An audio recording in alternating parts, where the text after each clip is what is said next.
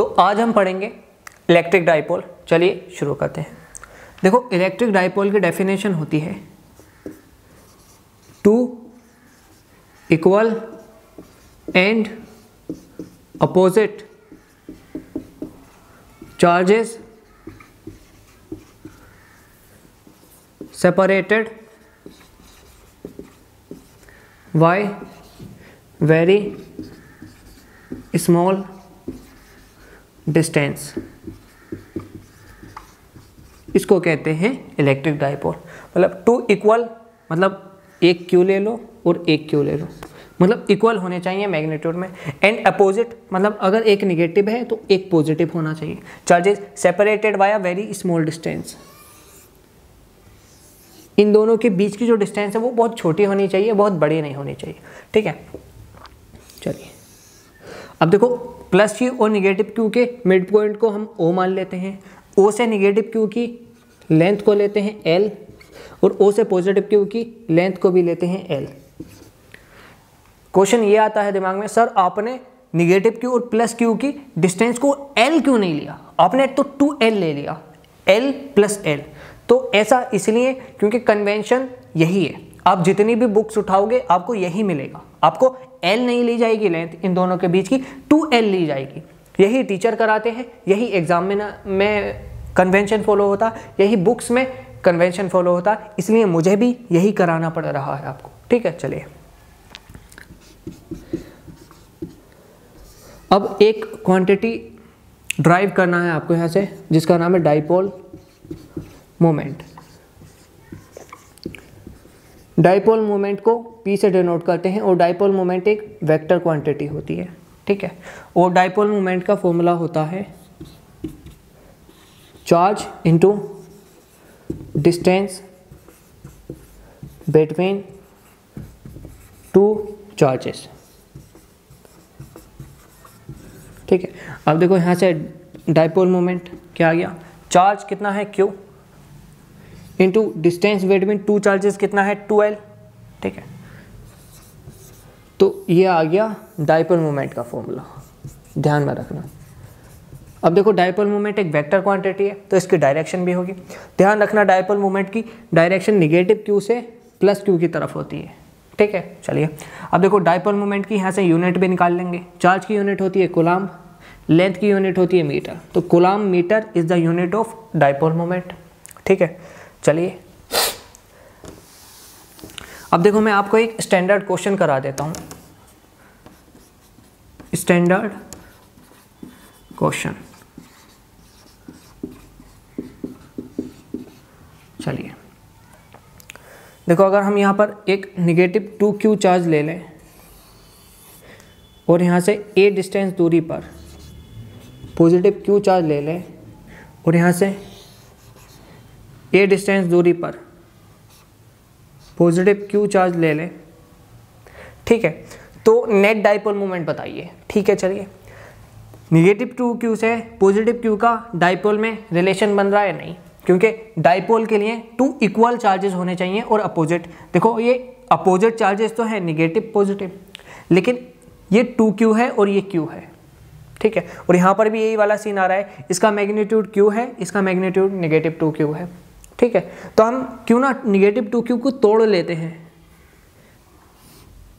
Negative q में और negative q में।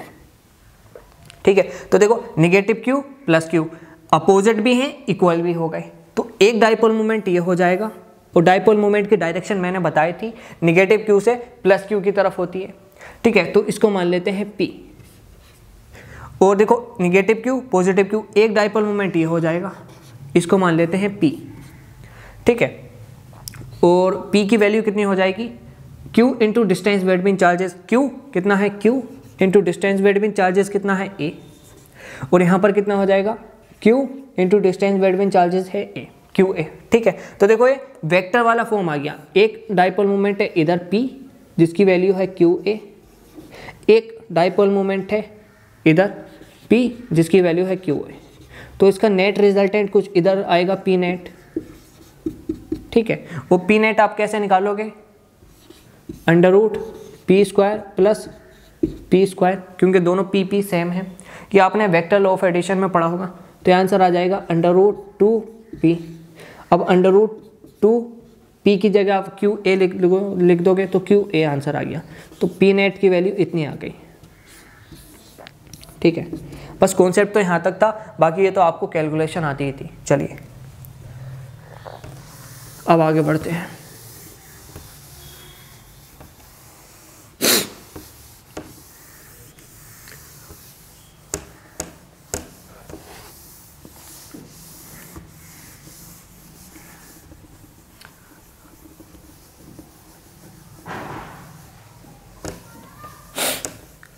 चलिए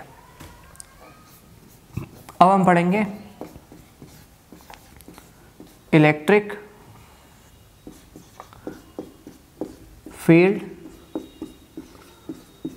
ड्यू टू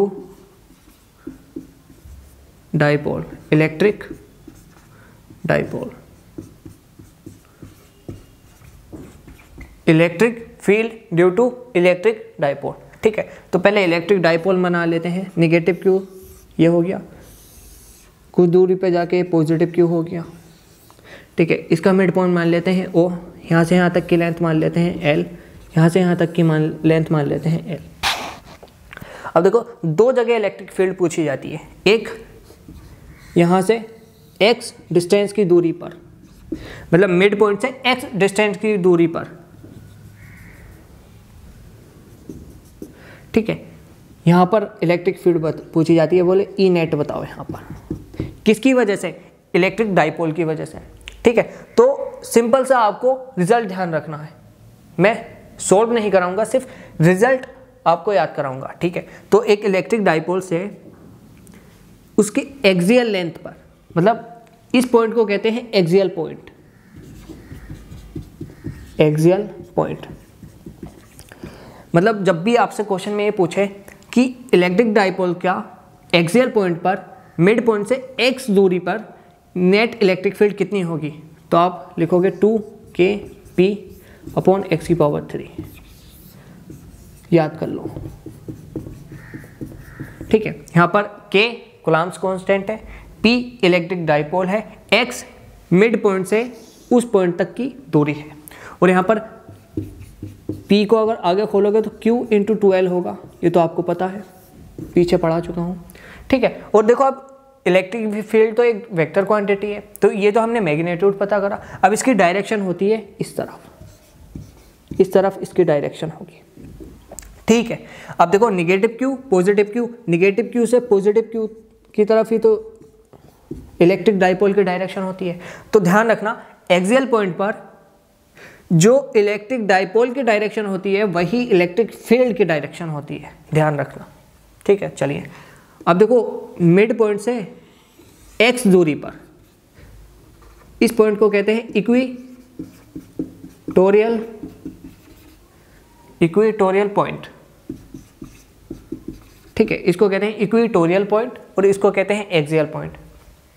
ठीक है, तो इक्वेटोरियल पॉइंट पर नेट इलेक्ट्रिक फील्ड पूछी जाती है, वो आप ध्यान रखना, ये होती है kp/x⁻3।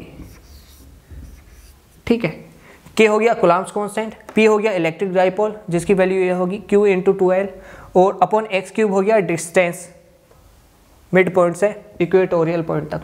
ठीक है, लेकिन इसकी डायरेक्शन जो होती है ना वो इस तरफ होती है। मतलब देखो इक्वेटोरियल पॉइंट पर नेट इलेक्ट्रिक फील्ड तो हो गई kp/x³, लेकिन इसकी डायरेक्शन डाइपोल की डायरेक्शन की अपोजिट होती है। इन पॉइंट को ध्यान रखना। ठीक है, चलिए बस आपसे डायरेक्शन पूछेगा या मैग्नीट्यूड पूछेगा, एक्सियल पॉइंट ध्यान रखना और इक्वेटोरियल पॉइंट ध्यान रखना। चलिए अब हम जनरल पॉइंट पर बात करेंगे। जनरल पॉइंट,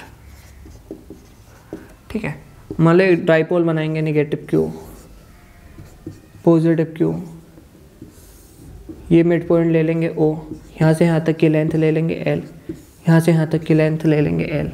अब किसी जनरल पॉइंट पर, मतलब ना हम एक्सियल पर पूछ रहे हैं ना हम इक्वेटोरियल पर पूछ रहे हैं, हम तो किसी जनरल पॉइंट पर पूछ रहे हैं। थीटा, देखो निगेटिव क्यू पॉजिटिव क्यू, तो इलेक्ट्रिक डाइपोल की डायरेक्शन ये होगी। तो मान लो ये x डिस्टेंस पर और इलेक्ट्रिक डाइपोल से थीटा एंगल बनाकर कोई यहाँ पर एक पॉइंट है ए, तो net electric field A point पर बताओ। तो इसकी वैल्यू होती है net electric field at A point is equal to K P upon X की power 3 under root 1 plus 3 cos square theta, cos square theta. ध्यान रखो, ध्यान रखो, ये किसी भी जनरल पॉइंट पर है, ठीक है। अब देखो इस जनरल पॉइंट से आप एक्सियल पॉइंट को भी जस्टिफाई कर सकते हो और इक्वेटोरियल पॉइंट को भी जस्टिफाई कर सकते हो।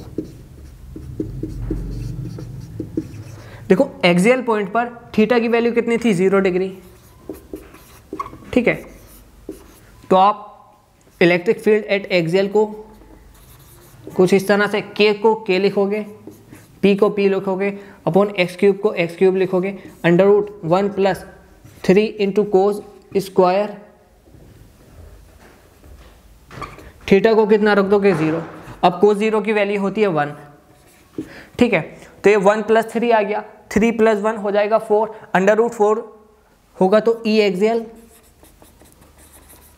देखो अब ये कोस स्क्वायर 0 की वैल्यू हो गई 1, तो 3 इंटू 1 हो गया 3। अब 3 में 1 जोड़ोगे तो हो गया 4। अब under root 4 is equal to 2 ही तो होता है, तो 2 बाहर आ जाएगा, तो ये हो जाएगी 2kp अपॉन एक्स क्यूब।